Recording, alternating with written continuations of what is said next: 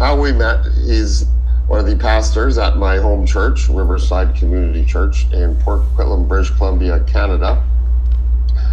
And when I met him one day, this was to give a bit of a background, and I won't go into too many details, but I'll give you the short version. Maybe in a future episode, I'll let you know a little more. But so with me, I have a marketing agency, and I've had it for quite some time, about 12 years. And pre-COVID, it did extremely well.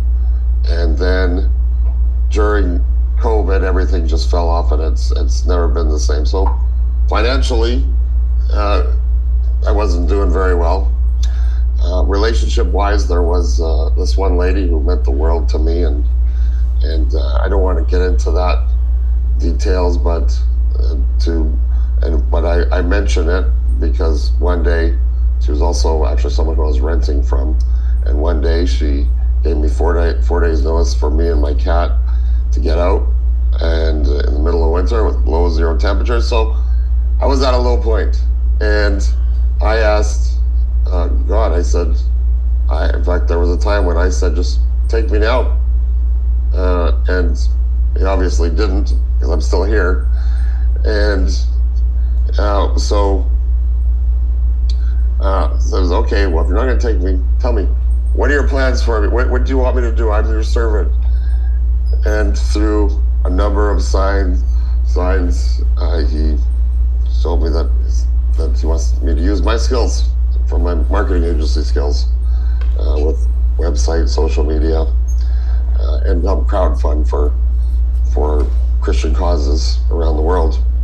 And so I went to a pastor there at Riverside, one who baptized me on July 9th, 2023. And I asked him, I said, can you put me in touch with some of the mission outreach? And he says, oh yes, yeah, I can do that.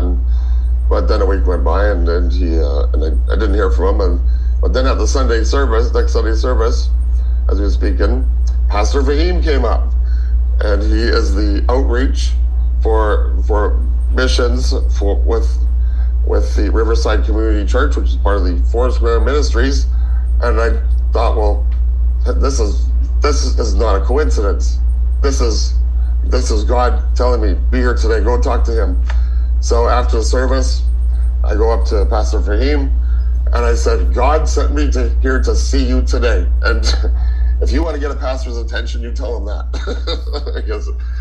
So anyways, and here we are today. I guess let me introduce you to Pastor Faheem. How are you doing today? Well, hello to everybody who's going to be see us.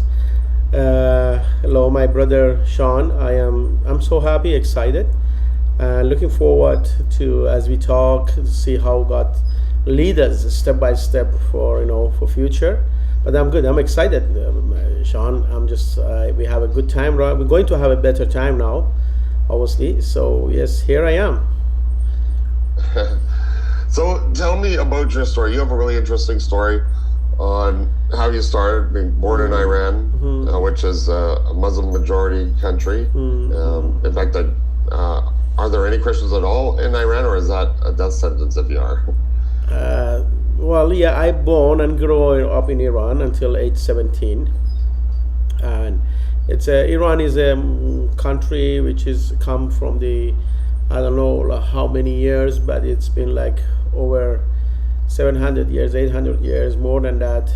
Iran is known as a Muslim country, and I don't know how much you know about Islam, but Islam is like two main branches, like one Sunnis and one Shia, which is Sunnis are very much go by book of Quran, but the Shia is more cultural Muslim. And I born and grew up in cultural Muslim mentality, but I wasn't very devoted Muslim, as I said, because my family wasn't very devoted Muslim. My dad never prayed. My mom was praying, but we never forced to follow Islam at our home. But the influence of Islam was quite heavy on us, but especially since the revolution in Iran from the the system, government from kingdom, we have a king, and then just flip-flop, everything's turned around and become an Islamic republic, which is there is more pressure of Islam come to the whole country, to TV, radios, medias, anything, just name it, the street, governments, buildings and agencies everywhere. Like, so Islam in like developing in Iran through the system and forcing people to follow that, like a hijab for women. I'm sure if you listen to the news, international news, you will aware of what's going on in Iran. So anyway, after the revolution, I was 10 years old when the revolution happened, right? And so I was uncomfortable with what's my life is. I wasn't satisfied. I was looking for satisfaction. I tried to know God more, but I couldn't. I talked to one of the Muslim mullahs, the Shia mullahs, and he told me, like, if you think about God too much, you will get crazy. God is something that you cannot understand it. You have just obey the rules. No in Islam, no this is this. Saying that, maybe we can mask friend of others. Maybe we can change or face friend of others. But once come to yourself, you have to be honest with yourself if you want real life. And be honest to myself, I wasn't satisfied. I want to know more about God. But that thirst was kind of, how can I say, drowned. That thirst is go down. And then my life changed. And unfortunately, I started using drugs. And I started, I get kicked out of the school. I was becoming like a naughty boy. And I remember I could just only go my grade 7. After that, the school system, district, they never want me to be there because they wasn't thinking it will be safe for other students because I using drugs. I was 13 when I left the home. And so I grew up, here and there, sometime in the street, sometime, like I've been in prison several times, street gangs, like life wasn't pleasure, but it was tough, but that's how it was. Like, I grew up, by myself and just going through so much challenges in the life, and a lot of painful experience, being beat up by the police, by people, because I wasn't living like properly like a normal person, and the consequences of the wrong choice always, it's heavy.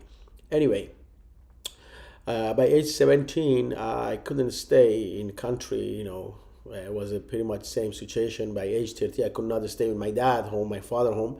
So the same thing in the government home, in Iran. So I was wanted in a few different cities. And so I ran away. Illegally, I moved to Pakistan.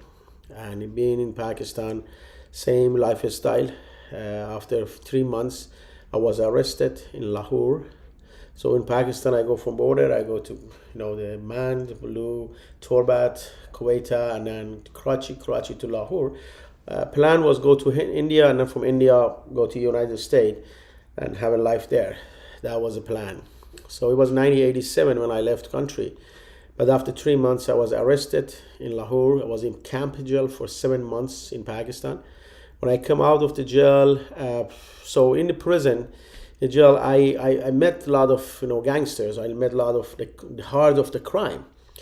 And then when I come out, so I joined those people, the followers that I know they was pretty much we have the same mentalities and living again life that was, I think, it was a darkness. It was just living in the darkness. Do whatever you want to do. Just a lot of consequences again. And then after that, when I released from the prison, I was, I used to go to Afghanistan, bring drugs to Pakistan, supplying drugs and stuff. I used to, just thinking that's life, right? I want to make some money, then I go to United States. But the plan was to stay. It still was my plan. Go to United States, do the movie Scarface. I don't know how many people have seen that. I was young kids when I saw that. That was a kind of good model for me. Go there, have a casinos, this and that. That was just, I don't know, stupid mentality. But anyway, that time was a vision. That was the desires to reach there. And But I remember when I was doing, bringing drugs and supplying. So obviously in Pakistan, and there's a lot of corruption in the system. So I used to have to pay to the officers. Like every area has their own police station, and then the police are all around and they know what's going on. So you pay your dues. You do the things whatever you want to do. And having some police friends, the officers who I used to pay them every month or every week, it depends which area, because I was in three different areas I was there. I remember I was offered by one of the officers. This said, "Hey, invite to the office." Their office, actually, they told me the address, give me to go. I remember I was said Hydro, like office, the building. But when I go inside, I was agency that's kind of secret service. That was so what short story, they offer me, they ask me if I work with them against Christians. We used to, they call them goras, those Christians, the white people coming here from Europe, from United States, from Canada, from Australia. They come here and they come as a teacher, they come as an engineer, they come as a doctor, they come for different job. But what they do, they convert people, they Muslims to the Christianity. So, we like you to work with us.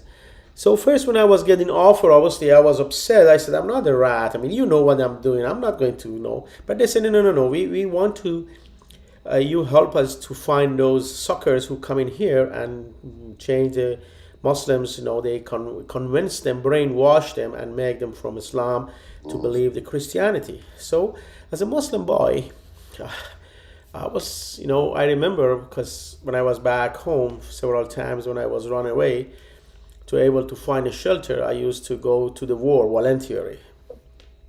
In militaries, volunteer several places. Anyway, when I was in the war between Iran and Iraq, so there was some teaching also, especially the night of the attacking. There was always teaching about the God and make us emotionally, they try to make us high emotionally so we can attack and fight. I remember one of the teaching was telling that there is two angels, one in the right hand writing the right things, good things, and one in the left hand writing the bad things. So, and in the end, like when the world ends, like God will now put everyone on the line and ask, okay, based of what you did, they will judge you, right? So I was thinking, this right angel never have anything to write, the poor angel, there's only left angel. So now if I work against these Christians, right angel has something to do with that. And I was feel good about that, to be honest. And because deep down I was believing God, I was, but I didn't know who he is, and I was thinking I'm doing something for God.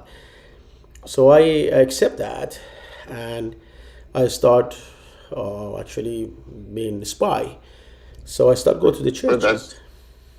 I have a question for you. So with those Christians that try to convert Muslims, what would be the penalty for them in Pakistan? Sorry, I didn't understand the question. What was there? So for the Christians that would try to convert Muslims, what would be the penalty for them? Well, they cancel their visas. If they're Pakistanis, they arrest them, they put them in prisons, and if they are from the other countries, they cancel their visa and they deport them. Right. So that was my job. Actually, one of the things I was doing, I go to the church and I become friend of one missionary who was working for OM team, Operation Mobilization. It's a huge organization, serving around the world. They are amazing. And the guy who was from England, and actually he has a mission visa too. So when I report him, they said, well, we'd like to spy over him. Can you do that? I said, yeah. So I become his friend, and he was very open, actually. I was hunting him, but he was hunting me too, obviously, because, he was very good, nice to me. And then a few times we have a coffee or lunch outside, and then he invited me to his place. And then after a couple of months friendship, he asked me if I want, he can rent a room in his home which was he was because he was seeing me as a refugee boy, right? Because I was refugee with United Nations. I was that time. I used to have it like a blue card from United Nations, which is usually in Pakistan they adopt the refugees and then resettle them to different countries. So he was seeing me as a refugee boy, and he tried to love me, support me, and also help me to know Jesus. And so what happened? He offered me the room, and I accept that, and I've been reporting this continually, every week, monitoring him, like getting pictures, recording the voices. So there was a Bible study in his home. There was a prayer meeting. There was a ministry, like a big bungalow, like has like I think it was 6 rooms we have, a few upstairs, but downstairs we have a chapel room. It was a called Basis Community of Christ. So I was become one of the students, and living in that house, I tell you, Sean, I believe you understand me because you have some background too regarding, you are familiar with drugs and all this stuff, that dark life, yes. Right? You see, I used to go home very high. First of all, there was a lot of strict rule. The guy from England, and you have to be, eat dinner at 6:30, 8 o'clock. That's it. No more voices and stuff. But for me, one of the things actually changed me, his behavior, because he was really respect me, even though I was rule breaker. I was just, I don't care. I was going home like 11 o'clock in the night. I was high or a stone or whatever. I never been like sober. Like there's so much things in my life until age 20. I don't remember it because I was almost high every time. So what happened? I was just opening the kitchen. I want to eat something. He used to come and say, "Is that Faheem?" I say, "Yeah, it's okay." And the next day he talked to me. But again, I wasn't listening. Anyway, 3 months. When I was going high, when I was going inside the house, there was a battle inside my heart. There was a fight. This guy, he loves me. He respects me more than my dad respects me. He show his love more than my real dad show his love to me. Like he was loving me the way I was. And I'm the guy, I don't like to fake. Again, I never want to, even before I was a Christian, I never want to fake in certain things. Yes, I was going to play the role like as a spy, but that was kind of for me, it was a movie thing, right? Like it wasn't, but when it comes to the relationship, I am who I am, I want people, if they like me, they will like me the way I am. And the guy was like that. And his love and respect, anyway, in 3 months, Sean, there was so much things happen. I suicide, I didn't die. But I was on 3 months, I was on my knee and I accept Jesus. And what happened, I want to give you these details, and then after that you can, if you want to put all of them or the details, whatever you want to do, but I want to give you more details. I remember I was high, I was upset on my life because I tried to suicide. I was eat 120 tablets. I didn't die. I was in hospital for a couple of days, and I was for a month. I was out of my mind, do so much stuff. So I was angry on God. So I remember I go home. I was midnight. I look at the mirrors and I I start complaining, and I said, Faheem, that's it. Enough is enough. And I anger of God. I said, God, I know you are, but I don't know who you are. You didn't let me die. I was supposed to die. Everybody knows. The doctor said I was supposed to die. But so you did not let me die. Because I was deep down, I believe God. I was trusting God, but I didn't know who He is. And I said, I want to know you. I want to know you. I was crying and yelling. And you know what? Deep down inside my heart, I feel peace, that I feel like Jesus. He's the one I should invite into my heart, because in the same time, I told you, like for a few months I was there, I was sitting in Bible studies and I was recording Bible studies because I was going to report that. So I remember that Jesus, there was one of the teaching that said, if you ask God Himself, He will show Himself to you. Invite Jesus to your heart, you will know the God. So, and I did. Once I said, Jesus, come to my heart, I was yelling, crying. I was just like, it's like something that dropped on me from me, like I was getting lose the weight of my my head, like I was just totally different person. And right away, I didn't care what time is it. I want to go out. I want to go down the stairs. I want to go down the stairs to knock his door. My teacher, the guy who introduced Jesus to me, the missionary guy.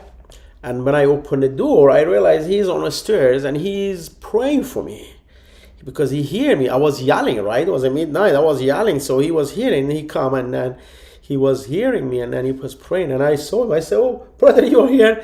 Please, can you pray for me? I want to give my life to Jesus." And he was happy, man. He took me to the chapel room, and he told me, "Okay, go on your knee." He has one hand on my head, and he has one hand the book of Bible, and he start praying for me and reading the words of Bible. I remember it was after that he told me like Revelation and the Psalms was the two books that he was continue reading. He asked me, I will have to confess all my sin, and he asked me to speak loud. So I remember my English wasn't good. It still is not very good. English is my third language. I speak 5 languages, by the way. But I try my best. I was started speaking English, but broken. He said, you don't have to speak English. You speak Farsi, your mother tongue, but loud.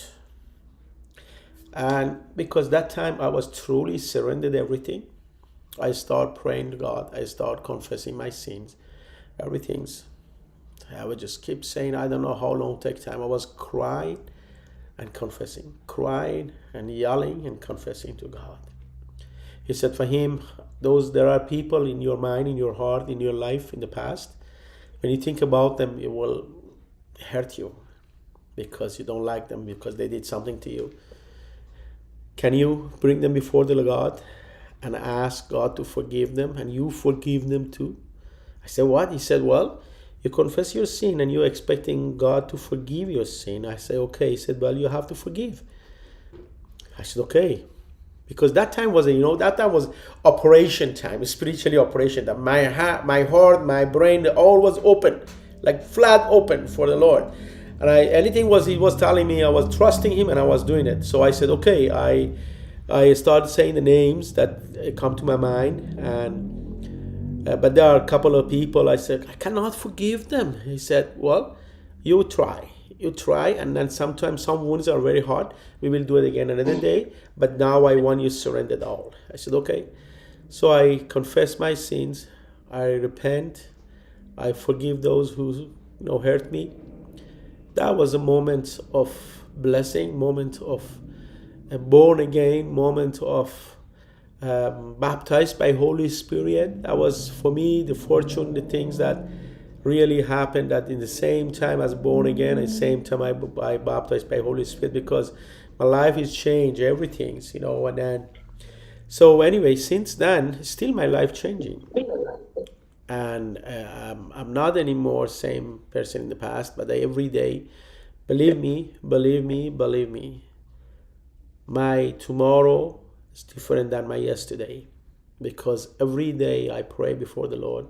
So Lord, today is your day. Help me to learn something. Help me to do something. Use me as a tools in your hand. Because I am weak. And I cannot live without you in the right life.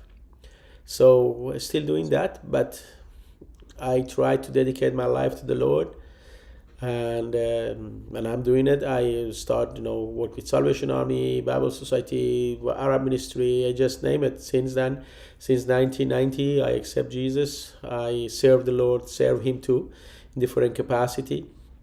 I remember when I moved to Canada in 97, I pray. When I was in Pakistan, I was praying for the right wife, right woman in my life, and after a few months praying in the morning early, wake up 2 o'clock until 4 o'clock praying for the right woman. I remember my flight, my immigration things happened, and I want to come to Canada. I said, Lord, any girls? There's no girls here. I'm going. And Lord brought me to Canada in Winnipeg. I met my wife, my wonderful, beautiful wife.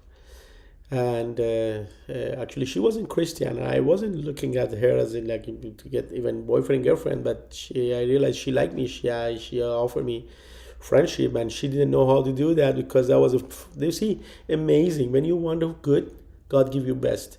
I met my wife. My wife was woman who never have a boy in his life, and I was the first man she wanted to have a start friendship, and she didn't know how to do it. So she talked to me. I said, listen, actually her dad was my friend. That's how I get to know her. I said, listen, you know I'm a Christian and I cannot marry not Christian, and I'm not looking for a girlfriend because your dad is my friend. I cannot be your friend, like we cannot have a girlfriend, boyfriend. I want to get married, but you are not the right person because obviously I'm Christian. She said, well, show me the Christianity because I'm Muslim, but I don't know Islam. Like I don't even pray. I don't know how to pray. I don't know Arabic. I don't know. I never pray because she was grew up in Winnipeg, right? She born in Iran, but she grew up in Canada. So I said, okay. So we used to date, and I took her to my pastor home, and she had a Bible study with pastor wife. And so anyway, that was she after 3 months she accepted Jesus in her life. We get married in 1999. In January 1999, we married.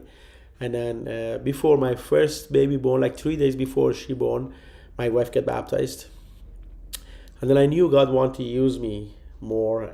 We moved to Vancouver in 2000, and God wanted me to pastoring his flock, Persian. And that was actually first time I am meeting Persian Christian.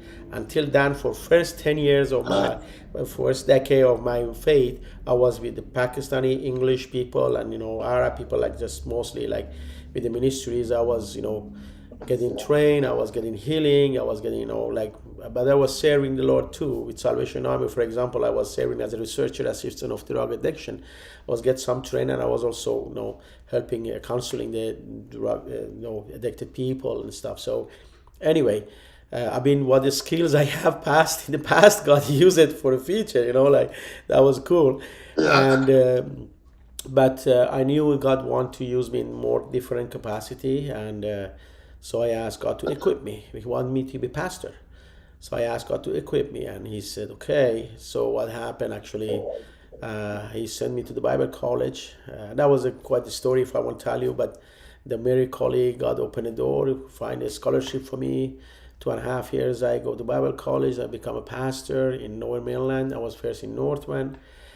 So I served the Lord as a pastor for over all together, because I was with Mennonite and then with Baptist and then with Forest Square. So just all together been pastoring the Lower Mainland, like let's say 15 years, doing as an official pastor. But deep down, I knew I'm a missionary. I am a disciple maker because I'm myself disciple. So here in Riverside, I become an outreach pastor, but my heart for mission. So we are doing process with the Forest Square denomination, there is quite the process actually. They are very strict. It is okay. So I'm getting some courses. I'm doing passing all this stuff, even though I have my license, like as a Forest Square pastor, but I want to be mission because I think God wanted me to serve him in that capacity as a missionary, which is actually even when I was doing the pastoring the local church in 2010, the Lord talked to me. He said, well, I want you to throw your net other side of the boat. And I said, where? I was thinking Pakistan because I was used to be in Pakistan. I know the language, everything. But he said, no, Turkey. So actually in 2011, I started having ministry. I started having ministry called Wonderful Counselor Ministry. And from that ministry, I plan to start doing an annual conference.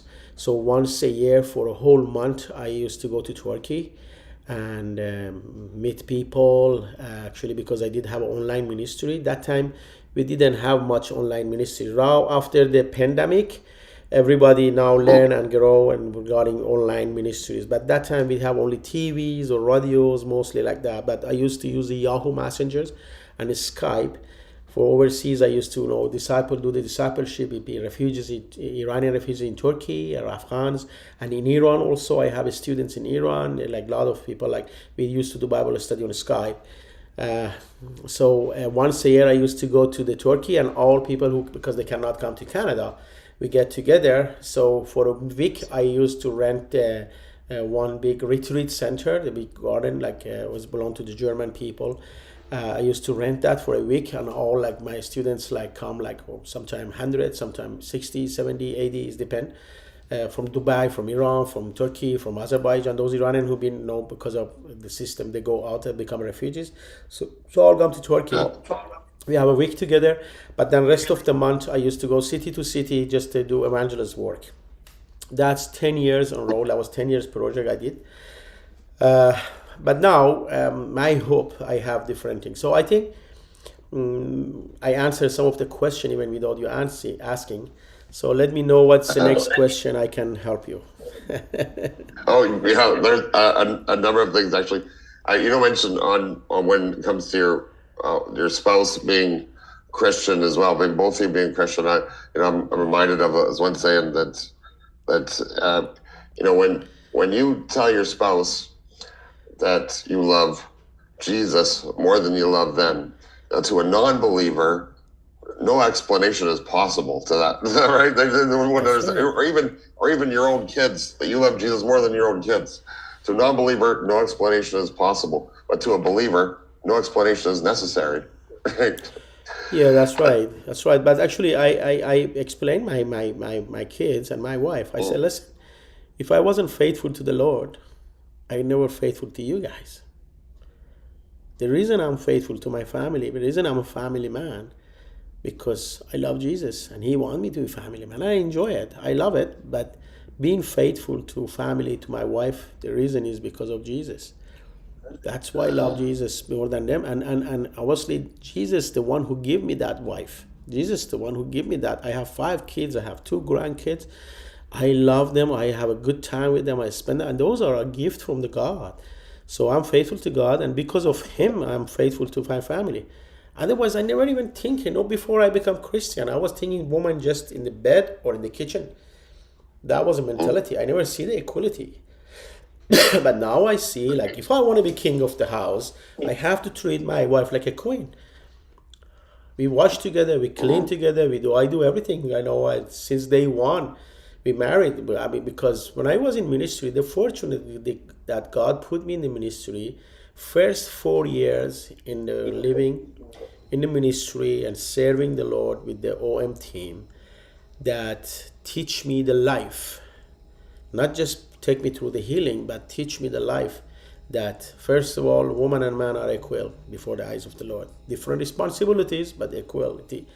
Plus the respect, plus how to know the people, so believe me, when I think about it before I become Christian, I was living like an animal, no feeling for others. I just, like anyway, like a jungle. If you're not hunting, they hunt you, but Lord teach me different. Lord say, you know what?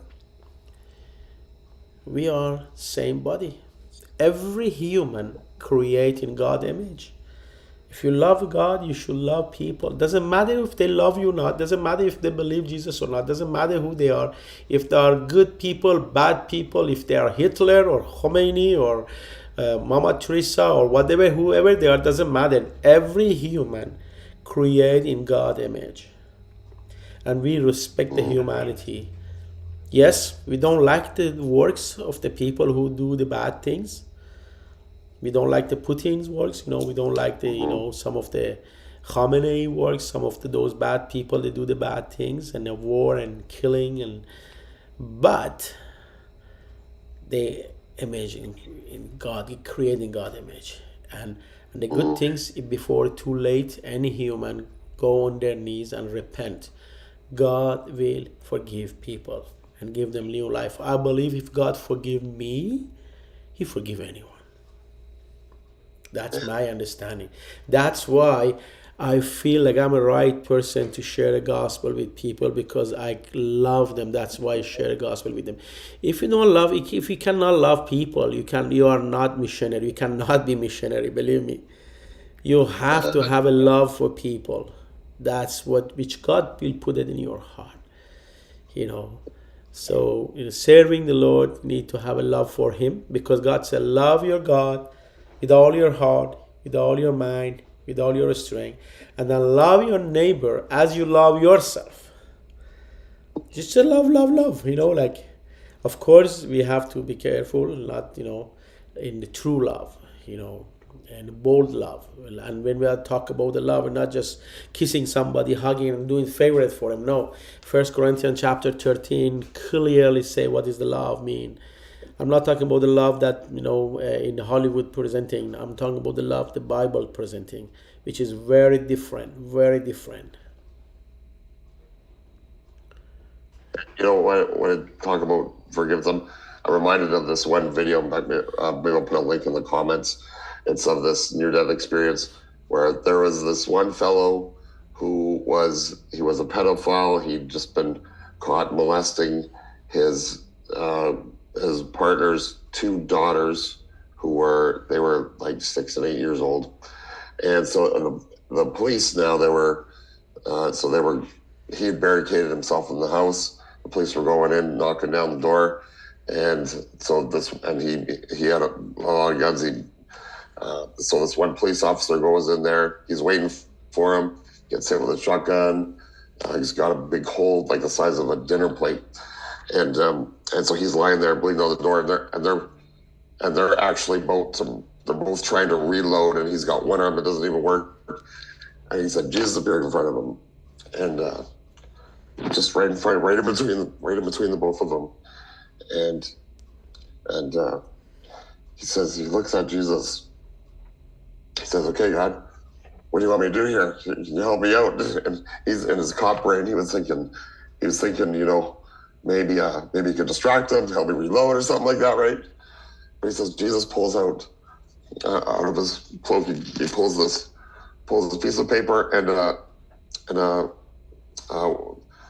what do you call those pens with a feather? A quill. And he writes something on this piece of paper. He said the piece of paper lands on his chest. It said 2 words. It said, bless him. Right. And this is a pedophile. This is like the worst. These are the worst of a criminal in the world. I mean, even in prison, they're lower than crooked cops. These pedophiles. And so Jesus would forgive him. So, I'm also reminded this one time, there was this one time, there's this one person that did me wrong, and I remember talking to God thinking, I'm a forgiving person, I can forgive them, but, if they did this, just so I know that they actually mean it, and I hear this voice in my head, God saying, well, I don't put restrictions on you when you ask me for forgiveness. He's right. Yeah. So you spent time in a Pakistani prison as well? Was that right? Yeah. 7 months in a camp jail in Lahore city. Wow. What was that like? Is there even any Christians in there or anything, or is that? There were some Christians in Pakistan they are third class nation. They see them like they don't give them high jobs, like they don't have, like they are living in very poor areas, like mostly they are not the people who you see them, like they treat them very bad, unfortunately, even more worse now. But there were a lot of churches, and mostly they're Catholic, but there are Protestant churches there too. So the Christians get persecuted in Pakistan, unfortunately, and this is something that is not good. Yeah. Well, so this project in Armenia, it's obviously very close to your heart, and bordering Iran as well. You see, actually the project in Armenia has not been finished yet, because I have to wait for Forest Square denomination to give me the done, so I can follow up, but develop that more. But I have all a plan, like laid down, like I have all blueprints, everything, because what I did in Pakistan, in Turkey for 10 years, I probably do similar things in Armenia, because Armenia is a place that more safe for Christians, because there is Armenia is a Christian country, and it's easy for people to travel there from different part of the Middle East. So my hope that we can have a platform there, a kind of center, so we can bless people. We can have, and I plan is not just once a year for a month. I probably and maybe 9 months a year, or even at least 6 months a year I will be there.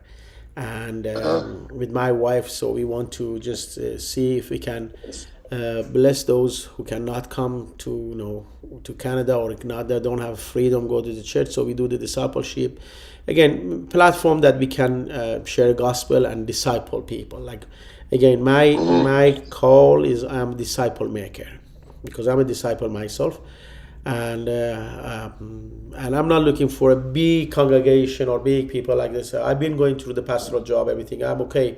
I realize God trained me, because if you want to really love people, you need to have a father heart, and you have a father heart. Actually, the pastoral job is like a father heart, So I believe every pastor should be a missionary.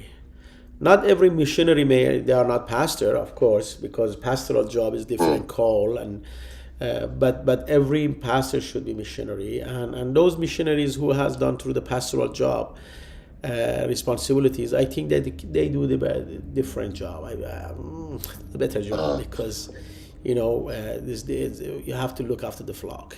Like discipleship is like the pastoral job to the discipleship. Like you do that. I hope that every pastors, every churches, they focus more on discipleship and mission, because we know there are a lot of churches that are just run like an organization, But every church, I believe, need to have a missionaries sent out, like people who disciple them, prepare them, support them, send them out to the mission. And hopefully that's what we're doing. And so I am on the process with the Foursquare denomination, and I want to obey them. It's a little bit again strict. They have to go through like so much things. But the good things, I serving Lord more than like almost 35 years now. So I have a patience because we want to do the God job. So we wait step by step. And Foursquare is a good denomination. The mentality of the kingdom mentalities they have regarding the spiritually gifts and stuff, that's kind of I can match myself, because I come from Muslim background. I don't see myself belong to any denomination in the general, because we are all body of Christ, right? But I've been serving for like more than 12 years with the Baptist denomination. I never get ordinated because I cannot sign their paper, because they are saying things that I have different idea. I love them. They are people of God. Every denomination, doesn't matter what they do. I think 1 Corinthians say that, we are different part of the body. Let's say Presbyterians, they have a gift of teaching. They're part of the body. They are children of God. They are doing serving.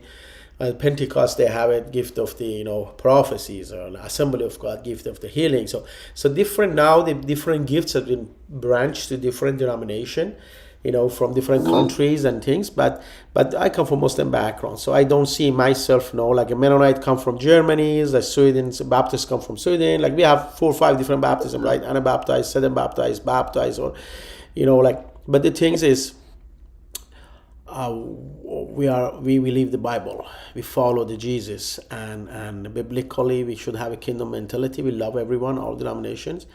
But the serving now, I think Foursquare, I'm more comfortable. I did sign the papers because of the what they believe, and I just match again what's my God give it to me, my gifts. So I ordinated right away after being with them, and I want to serve as a missionary with Foursquare, God willing. But I'm open to others, networking. We need to do the networking. We are all part of the same body. It doesn't matter what denomination. Right. I think there are some core beliefs, Holy Trinity, that sort of thing. But if you have those core beliefs, then we're all on the same team. Team Jesus. Yeah, the Orthodoxy, they are the same. Yeah. Believe Jesus, he died for our sin. He go on cross. After in his third day, he raised from the dead, and he's the only way to the salvation and only way to Father. So there's a certain belief that we are denomination, we have that, and that's important. Yeah. Okay. So I'm going to put a link on my website, SeanAlane.com, that's on the homepage that you can donate to this cause.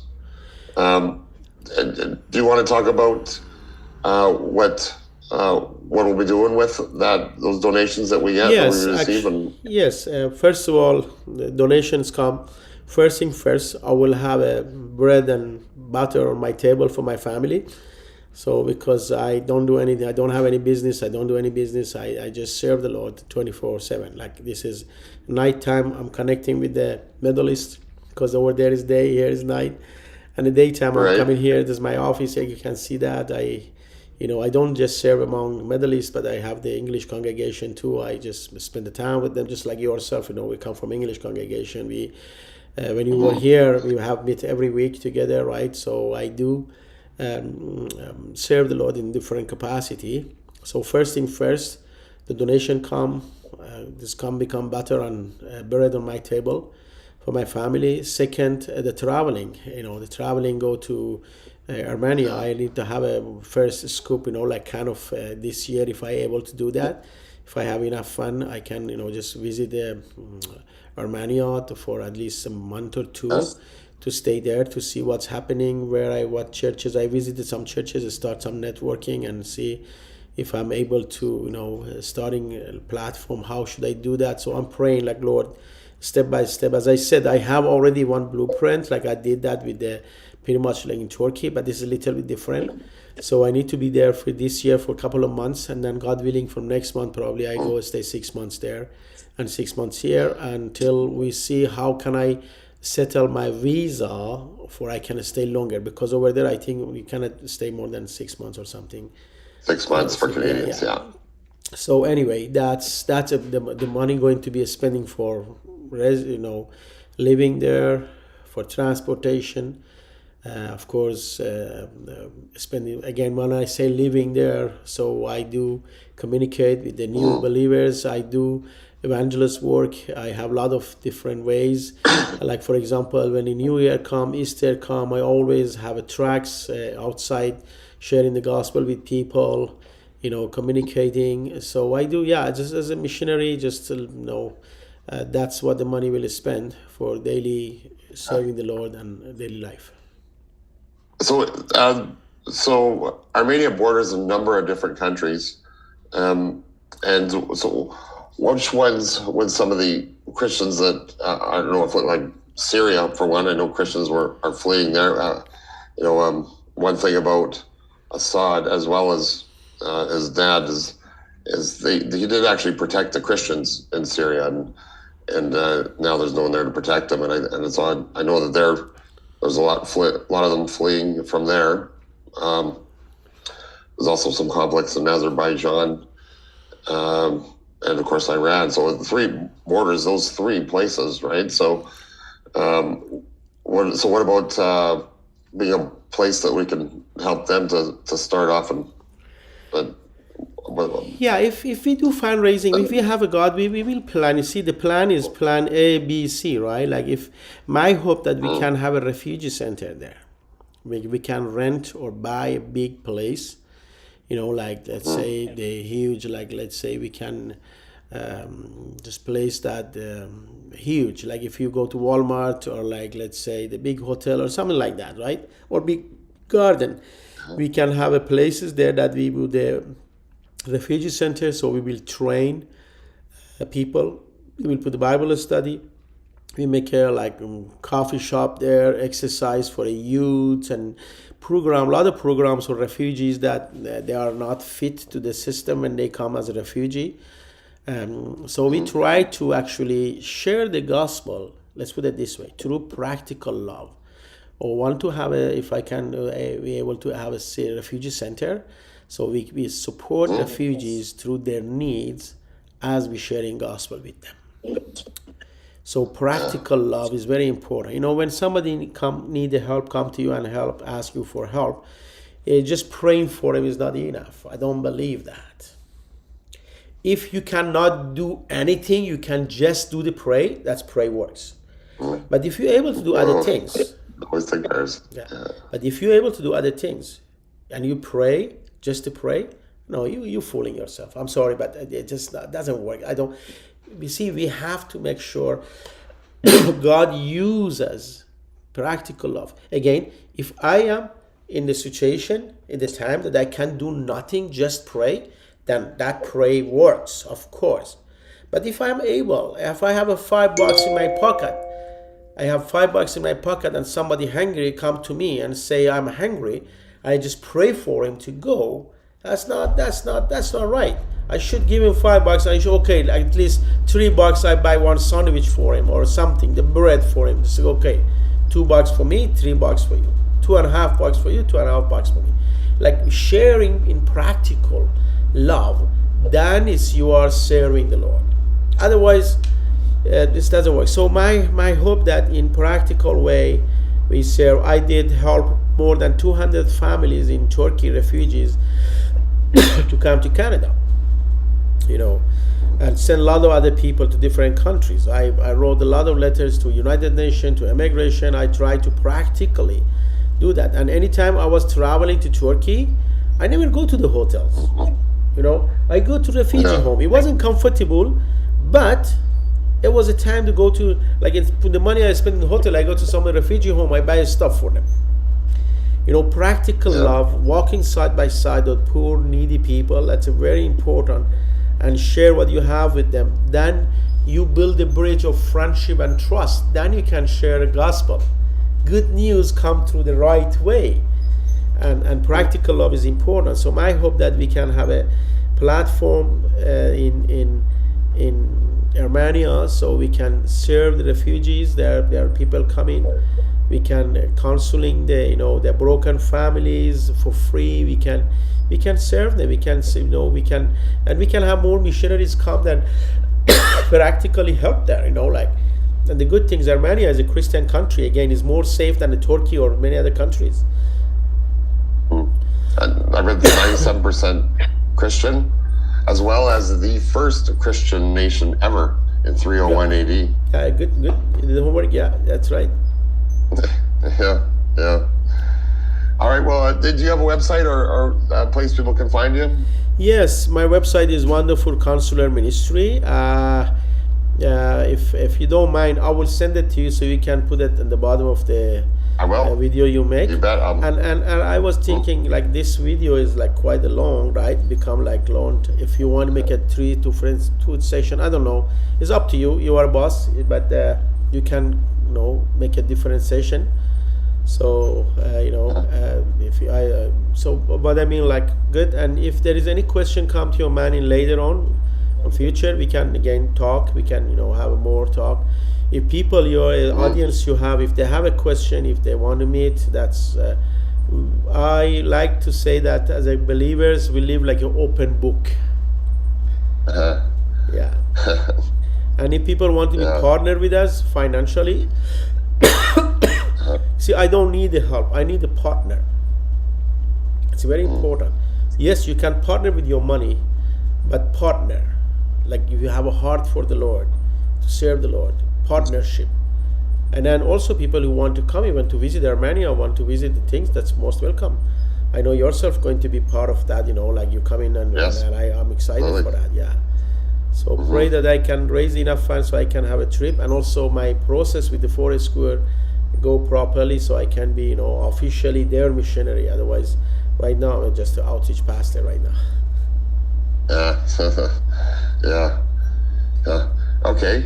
But what I'll do with this video is I can clip this part out, but maybe give me about a week, and because I want to make sure that first my website's launched, like a couple more things to do on that. But then this video, I want to make sure that I make it look really good, as well as take a number of smaller clips that I can also push back to this video. And this being the first one, I want to make sure that I spend some time to get it right. I don't mind, like, if I will send you my phone number, so you can put that as a WhatsApp, Telegram, or anyone want to communicate, they can directly text me. And also my website, they can go and they can get more info on the website. And of course, I will send you the barcode for PayPal if people want to donate. If they're in US and in Canada, we are able to give them tax receipt, right? But if they're in other countries, we are not able to give them tax receipt. So there's did I ever tell you about that other crowdfunding platform, Give, Send, Go? because they're one thing is they're a Christian-based crowdfunding platform, but also they don't take any fees. They take zero. There's a credit card company will take a processing fee. You get no way around that. But and not only that, is they also have an audience. Just like just like this video going up on YouTube, because YouTube already has a bunch of viewers, right? So Give, Send, Go already has a bunch of people that go to that may just find you through Give, Send, Go. But that might be something you might be interested in too. I can send you a link to that. Because they've got donate buttons, easy donate buttons and stuff too. But if not, then PayPal works too. So. But and please be announcing that people pray for us, pray for our ministry. Yeah. As much as we need to pray as priority than your finance. Your prayer is very important for us. And of course, if you're able to do the finance support, to be partner, we love to have that. Great. All right. Well, thank you for your time, Pastor Faheem. And we will chat again next week. Can I pray for our audience who will listen to this when in the future?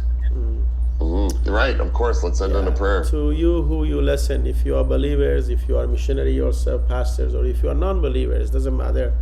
I just want to say that God really loves you and God cares about you. Especially if you don't know Jesus, if you don't believe Jesus, doesn't matter. If you believe him as a prophet, human, but today if you're confused, today if you're desperate, today if you have broken heart, broken life, broken relationship, Jesus can help. I promise you. For 35 years I've been serving him. He never ever give up. His heart is a heart full of forgiveness, grace. So I pray in the name of Jesus, Lord, actively, Lord, practically bless you, save you, heal your heart, heal your relationship, and give you wisdom to have a right choice for your future. I pray this in the name of Jesus. Amen. Amen. Great. Bless you, brother. Love you. Thank you for your time. All right. Well, thank you for your time. Yeah. All right. Bye.